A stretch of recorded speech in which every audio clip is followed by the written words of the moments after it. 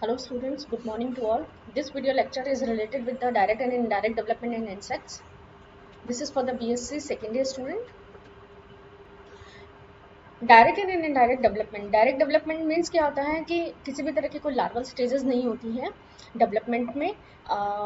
Fertilised egg जो होता है उससे डायरेक्टली जो इंडिविजुअल बनता है, जो फीचर्स बनता है वो मोर और लेस स्ट्रक्चर में सिमिलर होता है एडल्ट्स के, सिर्फ और सिर्फ उसका साइज इंक्रीज होता है, सेक्सुअल मेच्योरिटी वो अटेन करता है आफ्टर बीइंग एडल्ट। लेकिन अगर उसकी डेवलपमेंट में लार्वल स्टेजेस प्रेजेंट होती हैं तो हम उसे क्या कहते हैं, इनडायरेक्ट टाइप ऑफ डेवलपमेंट। तो ये हुआ आपका डायरेक्ट एंड इनडायरेक्ट। इसको हम डिटेल में स्टडी करने से पहले हम पहले समझेंगे कि मेटामॉर्फोसिस क्या होती है। मेटामॉर्फोसिस क्या होता है? Complete and rapid transformation from an immature larval life to a sexually adult for forming morphology, function and habitat change. यानी आप क्या बात कर रहे हैं यहाँ पे? मॉर्फोलॉजिकल उसमें चेंजेस की हम बात करेंगे, फंक्शनल चेंजेस की बात करेंगे, हैबिटेट चेंजेस की भी बात की जाती है। यानी जब मेटामॉर्फोसिस होता है तो आपके सिर्फ स्ट्रक्चर और फंक्शन ही चेंज नहीं होते हैं, हैबिटेट भी चेंज हो जाता है। लाइक लार्वा जो होते हैं मोस्टली एनिमल्स में एक्वेटिक होता है, जबकि एडल्ट जो होते हैं ये कैसे होते हैं? टेरेस्ट्रियल फॉर्म्स में होते हैं। ये हार्मोनल रेगुलेटेड प्रोसेस होता है मेटामॉर्फोसिस। मेटामॉर्फोसिस हम अभी इंसेक्ट्स में पढ़ रहे हैं। यहाँ पे आपको जो हार्मोनल रेगुलेशन है वो लास्ट में हम डिटेल में देखेंगे। दो तरह के हार्मोन होते हैं, एक तो वो हार्मोन जो कि मेटामॉर्फोसिस को प्रमोट करते हैं और दूसरे वो हार्मोन जो उसको इनहिबिट करते हैं। So let's have a detailed discussion about this topic. Type of Metamorphosis में 5 बेसिक टाइप होते हैं मेटामॉर्फोसिस के। फर्स्ट टाइप जो होता है एमेटाबोलस और एमेटामॉर्फिक। सेकेंड इज ग्रेजुअल मेटामॉर्फोसिस और पैरामेटाबोलस डेवलपमेंट, इनकम्प्लीट मेटामॉर्फोसिस और हेमीमेटाबोलस डेवलपमेंट, कंप्लीट मेटामॉर्फोसिस और होलो मेटाबोलस डेवलपमेंट, हाइपर मेटामॉर्फोसिस और हाइपर मेटाबोलस डेवलपमेंट। ये टॉपिक आपका बहुत इंपॉर्टेंट है। इस टॉपिक में क्वेश्चंस मोस्टली अलग अलग तरीके से पूछे जा सकते हैं। डिटेल क्वेश्चन आ सकता है, किसी पर्टिकुलर टाइप का आपको मेटामॉर्फोसिस पूछा जा सकता है एक्सप्लेन करने के लिए। एग्जाम्पल्स आपको पूछे जा सकते हैं कि कौन सा इसमें कौन कौन से आपके ऑर्डर्स आते हैं, क्या इसका एग्जाम्पल है। इस तरह के क्वेश्चन इसमें से पूछे जा सकते हैं। हार्मोनल रेगुलेशन कैसे होता है ये पूछा जाता है। तो सबसे पहले हम देखेंगे ए मेटाबोलस टाइप ऑफ डेवलपमेंट और direct development. A metabolous type of development is called when the insect undergo little और नो मेटामॉर्फोसिस। यानी ए मेटाबोलस हो रहा है यानी डायरेक्ट डेवलपमेंट हो रहा है, तो किसी भी तरह की कोई मेटामॉर्फिक जो प्रोसेस होते हैं, मेटामॉर्फोसिस जो होता है वो नजर नहीं आता है।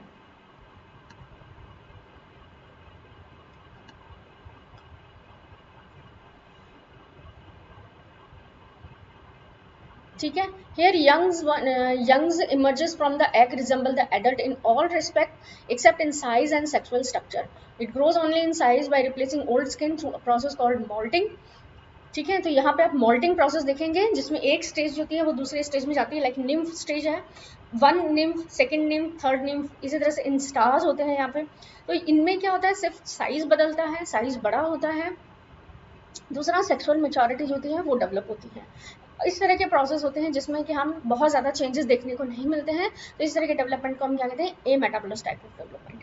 मॉल्टिंग से रिलेटेड एक बेसिक कॉन्सेप्ट है जो मैं आपको एक्सप्लेन करना चाहूँगी। एक्चुअली में क्या होता है कि एनिमल को ग्रो करने के लिए, एनिमल का साइज ग्रो करना है आपको। आप पढ़ रहे हैं आर्थ्रोपोडा। आर्थ्रोपोडा में ये हमें पता है कि आर्थ्रोपोडा का जो कैरेक्टरिस्टिक फीचर होता है प्रेजेंस ऑफ काइटिनस क्यूटिकल। ठीक है, काइटिनस क्यूटिकल की एक कवरिंग जो होती है बॉडी की चारों तरफ प्रेजेंट होती है, वो क्या होता है? डेड होता है। अगर एनिमल को ग्रो करना है, उसको अपने साइज में इंक्रीज करना है, तो उसको हटाना जरूरी है, उस काइटिनस क्यूटिकल को हटाना जरूरी है। ठीक है, तो ये क्यूटिकल का जो रिमूवल होता है, पीरियोडिक जो रिमूवल होता है, इसे हम कहते हैं मॉल्टिंग प्रोसेस। तो moulting process is necessary for their periodic growth के लिए जरूरी होता है। तो इस तरह के डेवलपमेंट में एग्जांपल आ जाती है आपके लैपिस्मा, स्प्रिंगटेल, कोलम्बोला और विंगलेस इंसेक्ट। ए टेरिकॉन, ए टेरेगोटा यानी जिनमें विंग्स नहीं होते। देखिए हम 3 तरह के पढ़ेंगे, ए टेरेगोटा, एक्सोप्टेरेगोटा एंड एंडोप्टेरेगोटा। ये हम तीनों डेवलपमेंट में पढ़ते हैं। ए टेरेगोटा जिनमें विंग्स नहीं होते, वहां पे आपको डायरेक्ट डेवलपमेंट देखने को मिलेगा। एक्सोप्टेरोगोटा जहाँ पे आपको हेमी मेटाबोलस टाइप का देखने का मिलेगा, और एंडोटेरोगोटा में होलो मेटाबोलस टाइप का मेटामॉर्फोसिस आपको देखने को मिलता है। सेकंड आता है आपका ग्रेजुअल मेटामॉर्फोसिस और पैरामेटामॉर्फोसिस। इस टाइप का मेटामॉर्फोसिस आपको कॉकरोच या ग्रास ऊपर, मैंटिस एंड व्हाइट आंट्स में देखने को मिलता है। इसमें जो न्यूली यंग इंडिविजुअल्स होते हैं ये क्लोजली रिजेंबल करते हैं एडल्ट्स को in the general body form, habitat, habit and many other features like wings, reproductive organs are underdeveloped and are relative proportion to the body also differ। यानी size थोड़ा छोटा होता है, रिप्रोडक्टिव ऑर्गन्स जो होते हैं वो अंडर डेवलप्ड होते हैं, विंग्स अंडर डेवलप्ड होते हैं।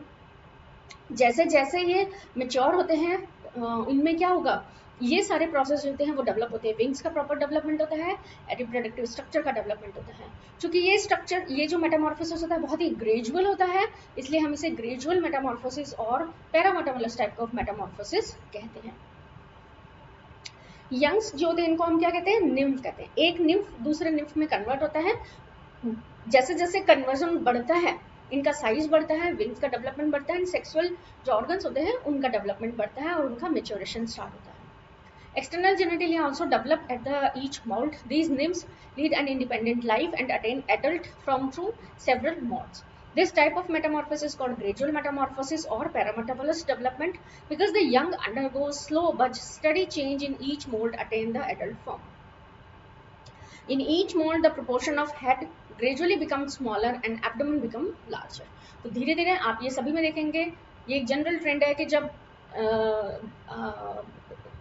फीटस लाइफ होती है तो उस वक्त क्या होता है, हेड का साइज बहुत बड़ा होता है। धीरे धीरे हेड का साइज जो है वो कम होता है और एब्डोमेन का साइज होता है वो इंक्रीज होता है।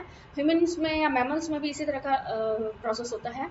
जब आप देखते हैं इंट्रायूटेराइन पीरियड जो लाइफ होती है उसमें हेड का साइज बड़ा होता है, लेकिन उसके बाद आपके जो हेड का साइज कम होता है, बाकी लिम्स और एब्डोमेन का डेवलपमेंट जो होता है वो ज़्यादा होता है, तो उनका साइज होता है बड़ा होता है। तो इस तरह से आप देख सकते हैं पैरामेटाबोलस का ग्रास ऊपर में एग्जांपल है। ग्रास ऊपर में एग से निम्फ और निम्फ से फिर एडल्ट का फॉर्मेशन होता है। Grasshopper is the most active insect. क्या आपको पता है ये? इनकम्प्लीट मेटामॉर्फोसिस और hemimetabolous type of development, the insect which attain adult from by gradual morphological changes with successive modes are called incomplete metamorphosis और hemimetabolous type of metamorphosis। तो यहाँ पे क्या होता है, इसमें बहुत सारे चेंजेस आपको नजर आते हैं, ठीक है। तो डेवलपमेंट कैसे कहेंगे, अगर बहुत ज्यादा ही चेंजेस हो रहे हैं तो आप क्या कहते हैं कि पहले कम डेवलप था अब ये ज्यादा डेवलप है, तो हम इसको क्या कहेंगे, incomplete Metamorphosis. Gradual morphological changes with successive modes are called incomplete और hemimetabolous type of metamorphosis। ये आपके प्रेजेंट होता है ड्रैगन फ्लाई में, मे फ्लाई में एंड डेमसल फ्लाइज में। The different stage of life cycle resemble to parametabolous development except the nymphs are called nymphs, which are quite aquatic and respire by the external gills but are adults जो होते हैं इनके terrestrial होते हैं। तो यहाँ पे आप देखेंगे कि हैबिटाट जो है वो चेंज हो चुका है। ड्रैगन फ्लाइज में जो एडल्ट होते हैं वो एक्वेटिक होते हैं, जबकि जो एग्स होते हैं, लार्वल स्टेजेस होती हैं वो एक्वेटिक होती हैं और एडल्ट जो है वो टेरेस्ट्रियल होते हैं। तो उनके अकॉर्डिंग उनका मोड ऑफ रेस्पिरेशन बदलता है, मोड ऑफ फीडिंग बदलता है। When these nymphs are ready to be adult, they come out of water and adult wings forms are released. The wings and genitalia develop externally but are not totally formed until adulthood. Adulthood तक जो है ये develop नहीं होते हैं। No further molting takes place after the formation of wings. Only exception in the mayfly where winged form comes out of the aquatic nymph and reset on a tree to undergo another molting to become an adult. तो जो development है वो basically आपके किस form में देखे जा रहे हैं, विंग्स के फॉर्म में देखे जा रहे हैं, आपके रिप्रोडक्टिव जेनेटेलिया के स्ट्रक्चर के फॉर्म में देखे जा रहे हैं। तो इस तरह से इस तरह के डेवलपमेंट को हम क्या कहते हैं, incomplete development. The nanites of the hemimetabolous insects are of 3 pair of thoracic legs, head, compound eyes, antennae and small abdomen with posterior tracheal gills। ठीक है, ये सारी स्ट्रक्चर आपके जो नैनेट्स होती है उसमें प्रेजेंट होती है। The naiads when attain adult stage after several modes, the head of the adult become proportionally smaller but the abdomen become larger. The tracheal gills are lost and spiracles appear for aerial breathing. Many insects live for longer period as nymph and the adult stage is short, chief purpose of the which is multiplication. तो tracheal gills स्पैरिकल्स जो होते हैं जो कि air breathing में help करते हैं, ये आपके एडल्ट स्ट्रक्चर में जो होते हैं ये डिजनरेट हो जाते हैं। इसके अलावा जो एडल्ट स्ट्रक्चर होती है, इसका बेसिक फंक्शन क्या होता है, मल्टीप्लिकेशन रिप्रोडक्शन से रिलेटेड होता है, इसलिए जो लार्वल स्टेजेस होती है उसकी लाइफ एडल्ट स्ट्रक्चर के कंपैरिजन में ज़्यादा होती है. The best example in the mayfly where adult stage lasts only for a day but nymphs takes 1 year to grow. This climax of double life has been attained through a cycle of egg, larva, pupa, adult. The larva existing in an altogether different environment than the adult. Nearly 87% of the known insect develop through this cycle, which involve two changes to form. One is from the egg to caterpillar and other from caterpillar to pupa or adult. ठीक है, तो इसमें जो लार्वल्स की जो stages चलती हैं, egg, larva, pupa and adult में कन्वर्ट होती हैं, लेकिन अब दो स्टेजेस होती हैं, लेकिन उसका परसेंटेज जो है वो अलग अलग स्पीशीज में वेरी करता है. इसी में हम यहाँ पे एक और इसको ऐड करना चाहेंगे, एक्सोप्टेरागोटा कंसेप्ट जो होता है वो इन्हीं के लिए होता है, हेमीमेटाबोलिस या इनकम्प्लीट मेटामॉर्फोसिस के लिए. Reproductive structure organ mature gradually insect showing this slight change from the nymph to adult are known as heteromorphic or gradual. They include Diptera, Orthoptera, Asoptera, Hemiptera and Anoplura. ये सभी orders इसमें present होते हैं. Now the nymph of dragonfly, mayfly are quite different from the adult in having special nymphal adaptations because their nymph are aquatic, while the adults are aerial. The nymphal adaptations shed in changing into adult. Such form slightly greater changes called hemimetabolous. They include Odonata or Palisoptera and Ephemercoptera. ठीक है, तो ये आपके इसमें present होते हैं. यहाँ पे जो आपके स्ट्रक्चर्स का डेवलपमेंट होता है, एक्सटर्नली डेवलपमेंट होता है. विंग्स जो डेवलप होते हैं वो external outgrowth of the thorax से डेवलप होते हैं and are visible externally in nymph in star because of the external genitalia. They are also called as exopterygata. तो चूंकि यहाँ पे जो विंग्स का डेवलपमेंट है वो एक्सटर्नल आउटग्रोथ से हो रहा है थोरैक्स रीजन के, इसलिए हम इसको क्या करें यहाँ पे एक्सोप्टेरोगटा. तो एक्सोप्टेरोगटा का फीचर होता है आपका इनकम्प्लीट मेटामॉर्फोसिस या हेमीमेटाबोलिक टाइप ऑफ मेटामॉर्फोसिस. आपके यहाँ पे जो डायग्राम दिया हुआ है that is from the Hemiptera sting bug. Next आते हैं आपके कंप्लीट मेटामॉर्फोसिस और होलोमेटाबोलिस टाइप ऑफ डेवलपमेंट. ये प्रेजेंट है इन fly. Complete metamorphosis or holometabolous development is a kind of rapid morphological changes during post-embryonic information in some form of insect where larva has no similarity with the adult and there is always a pupal stage. तो यहाँ पे जैसे incomplete Metamorphosis में आपको egg वाली stage ज़्यादा रहती है, प्यूपा वाली स्टेज ज़्यादा रहती है, ये डिपेंड करता है अलग अलग. यहाँ पे आपकी क्या होती है, प्यूपल स्टेज ज़्यादा होती है. प्यूपल स्टेज जो होती है इसमें आप बहुत सारे चेंजेस की हम बात करते हैं. Complete metamorphosis takes place in beetle, caddis fly, butterflies, moths, mosquito flies, bees and wasp. In Lepidoptera, Calyptera, Hymenoptera, Diptera, Siphonoptera, etc., the young which hatches from the egg is called a larva. ठीक है, the larva is very different from the adult in structure, body form, mouth parts, legs and in mode of life. Mode of life में भी बहुत सारे इसमें variations होते हैं. The larva has literal ocelli in place of compound eyes. It feeds voraciously, grow, move about the undergoes ecdysis. ठीक है, तो लार्वा में बहुत सारे डेवलपमेंट आप देखेंगे. लार्वा का क्वाइट एक्टिव होता है, आइज वगैरह प्रेजेंट होती है, सेंसरी ऑर्गन्स हाईली डेवलप्ड होते हैं, फीडिंग बहुत एक्टिवली होती है इनमें, रिप्रोडक्टिव स्ट्रक्चर्स नहीं होते हैं, विंग्स का डेवलपमेंट नहीं होता है, because more about the undergo ecdysis. और ecdysis प्रोसेस को हम जब इसका रेगुलेशन देखेंगे तब हम इस वर्ड को क्लियर करेंगे. The larva is so different from the adult that is first change into a resting quiescent star called a pupa. तो pupa stage जो होती है वो आपकी क्या होती है, इनएक्टिव फेज होती है. इसके अलावा आप कह सकते हैं उसको कि ये आपकी रेस्टिंग स्टेज होती है जिसमें इंटरनली बहुत सारे चेंजेस होते हैं, एक्सटर्नली आपको पता नहीं चलता है. प्यूपा जो है एक कवरिंग से कवर्ड रहता है जिसे हम कहते हैं cocoon. Cocoon larva is so different, great transformation occur in this star winged. Wings develop internally from the pocket of the hypodermis and they are not visible from the outside. बाहर से आपको नजर नहीं आते हैं but they are started to develop. Because wings develop from the internal genitalia disc, these insects are also called endopterygata. यहाँ पे आपका imaginal disc बनती है. Imaginal disc जो होती है ये स्ट्रक्चर होती है जिनसे कि आपके ऑर्गन्स बनने वाले होते हैं। लाइक आप जो प्यूपा देख रहे हैं उसमें बहुत सारे सेगमेंट्स देख रहे हैं, तो ये क्या है, आपकी इमेजिनल डिस्क है जिनसे कि आपके फिर फर्दर segments बनने वाले हैं। तो appendices are formed, muscle trachea parts of the alimentary canal are replaced by corresponding organ of the imago. Such vast changes are called holometabolic metamorphosis. क्योंकि यहाँ पे विंग्स का डेवलपमेंट जो होती है जेनेटल इमेजिनल डिस्क हो रहा है, तो हम क्या कह रहे हैं, एंडोप्टेरागेटा, एंडो अंदर से इसमें जनरेशन हो रहा है और बहुत सारे इसमें चेंजेस होते हैं, तो हम इसको क्या कहते हैं, होलोमेटाबोलस और कंप्लीट मेटामॉर्फोसिस। इसके अलावा यहाँ पे हम बात करेंगे प्यूपा की। The holometabolic insects is an internal recognition during late larval stage or pupal start. Larval organs, with the exception of central nervous system and developing reproductive organ, are disrupted. Their breaking is called histolysis.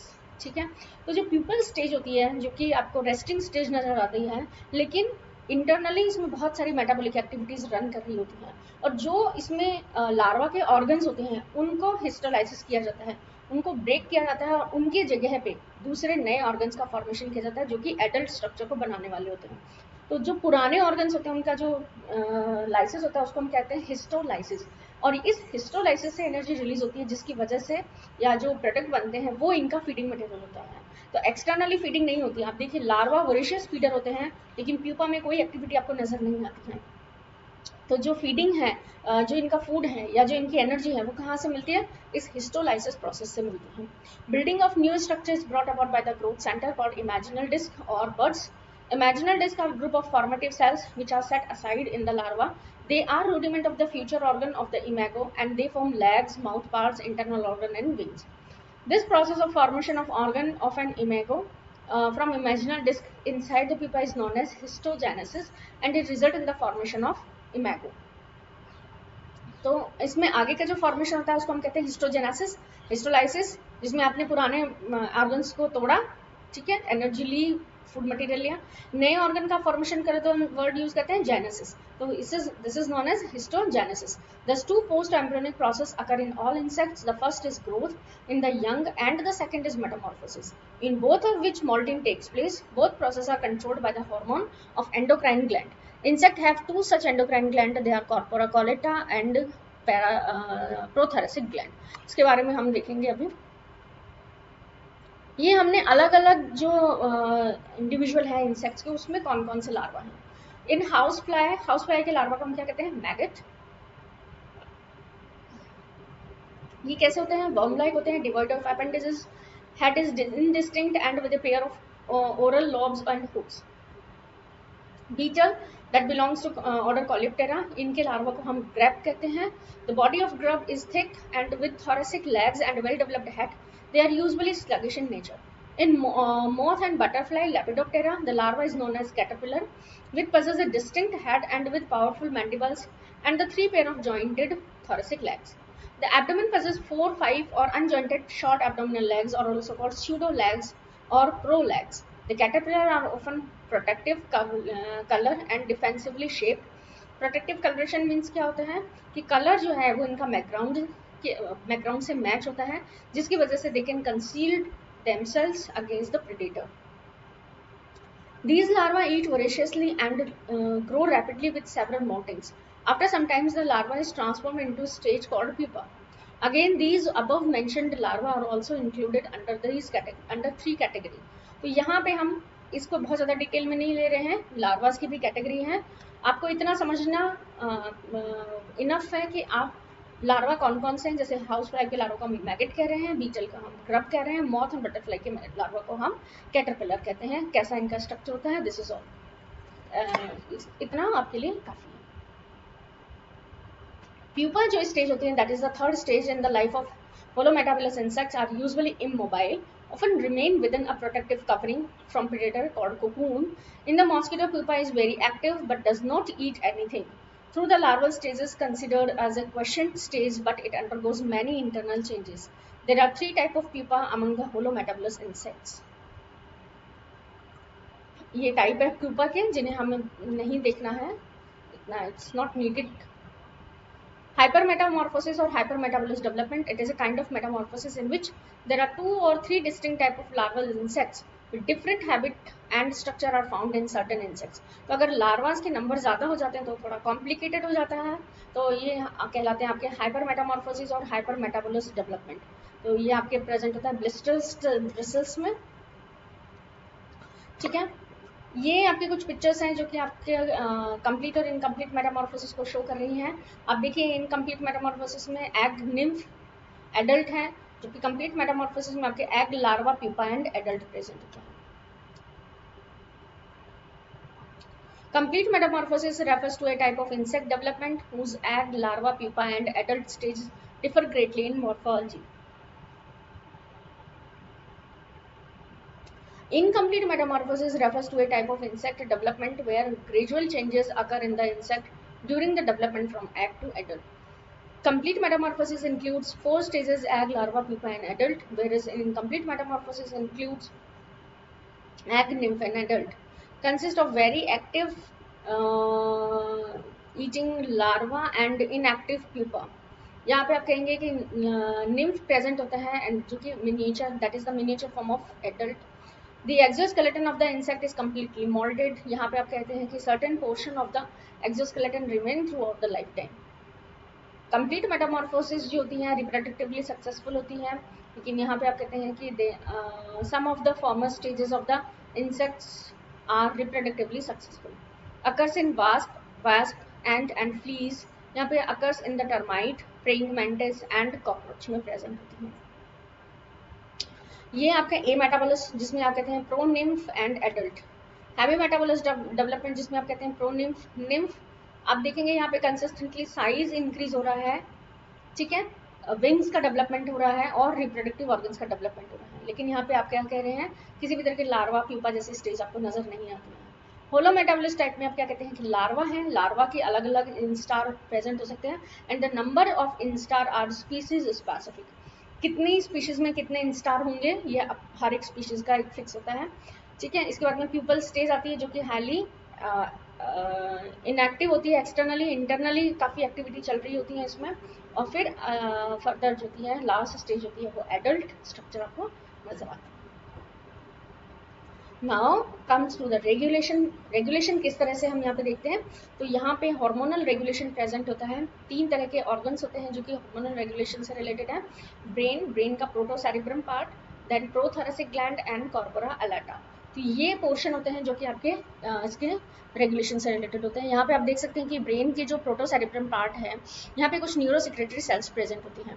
ये neurosecretory cells corpora cardiaca and corpora allata जो कि brain के ही part होते हैं इनसे connected रहती हैं. यानी इनके एक्सोन जो है वो कॉर्पोरा कार्डिका में प्रेजेंट होते हैं, कॉर्पोरा एलेटा में प्रेजेंट होते हैं.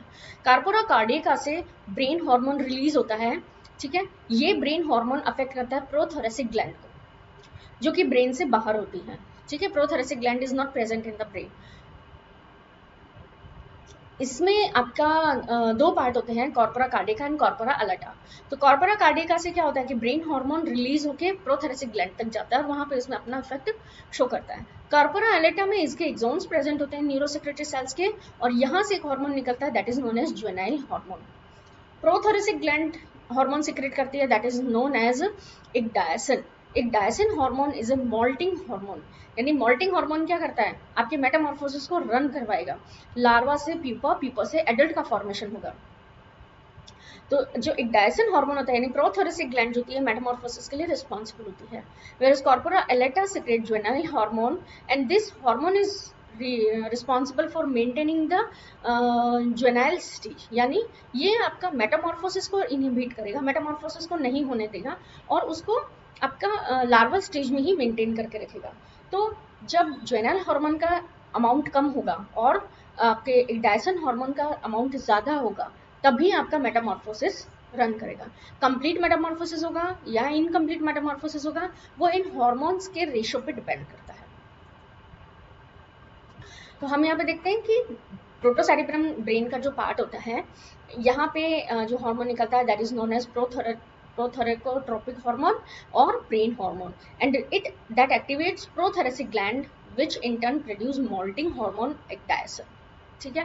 प्रोटोसेरिब्रम send a neurosekretary axon to corpora cardiaca, a pair of small gland which lie posterior to brain.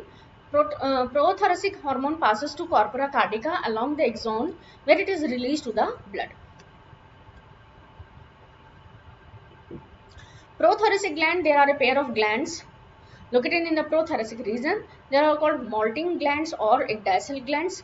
Each gland appears V-shaped in mass of glandular tissue or non-nervous origin. ठीक है, यहाँ से hormone निकलता है ecdysone hormone, और ये hormone जो है stimulate growth and initiate the process of molting and shedding the old cuticle of the larva and the new cuticle formed beneath the old cuticle. ठीक है, तो क्यूटिकल का फॉर्मेशन होता है, क्यूटिकल की शेडिंग होती है, यानी मोल्टिंग को प्रोसेस को रन करता है और आपके लार्वल स्टेज से एडल्ट स्टेज तक जाने के लिए स्टिमुलेट करता है। कॉर्पोरा अलेटा जो होती है ये आपका ज्वेनल हार्मोन को सिक्रेट करती है। ये this is situated behind the brain posterior to the corpora cardiaca. Corpora cardiaca के जस्ट पीछे की तरफ ये प्रेजेंट होती है। Corpora allata secretes juvenile hormone. Juvenile hormone keep the larval stage active and also control the qualitative change in the body during the metamorphosis. तो metamorphosis के दौरान इसको कंट्रोल करती है। As long as the juvenile hormone is secreted from the corpora aleta, pupa and imago stages are not developed. After a certain period of production of ecdysone instruct to stop the flow of juvenile hormone on one hand and on other hand triggers the imaginal buds to be active. तो यहाँ पे ecdysone hormone क्या करता है, juvenile hormone को के function को रोकता है। अगर ecdysone हार्मोन रिलीज हो रहा है, जो जुवेनाइल हार्मोन जो है इसको कम करता है और मोल्टिंग के प्रोसेस को एक्टिवेट करता है। Absence of juvenile hormone causes the death of larval cells and are used to nutrient for the growing imaginal buds. If the amount of juvenile hormone become lower in the blood, molting from the larva to pupa takes place, and the absence of juvenile hormone in the blood, this occurs from the pupa to adult moths. So it has been determined that the process of molting is under hormonal control. ये आपकी slide show कर रही है कि amount कैसे है, ठीक है। लाइक आप देख सकते हैं egg maturation, excessive sex, gland secretion, maintenance of pupal diapause, maintaining of larval diapause, meeting, general metabolism, ठीक है। यहाँ पे आपकी ब्रेन क्लियरली है, न्यूरोसेक्रेटरी सेल्स प्रेजेंट है ब्रेन में, ठीक है। Corpora cardiaca, corpora allata, brain से सिक्रेट हो रहा है आपका ब्रेन हार्मोन।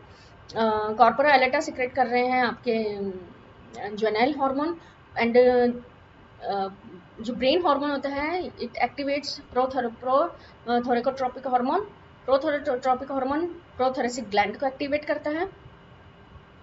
प्रोथोरेसिक ग्लैंड जो कि अल्टीमेटली अल्फा एक्डाइसन का सिंथेसिस करती है। अब यदि अल्फा एक्डाइसन का सिंथेसिस सिक्रेशन हाई है, जुवेनाइल हार्मोन का प्रेजेंट है, तो आपका क्या होगा, मोल्टिंग हार्मोन जो होते हैं ये ecdysone एक्चुअली जुवेनाइल हार्मोन को इनहिबिट करेगा और प्रोसेस रन करेगा।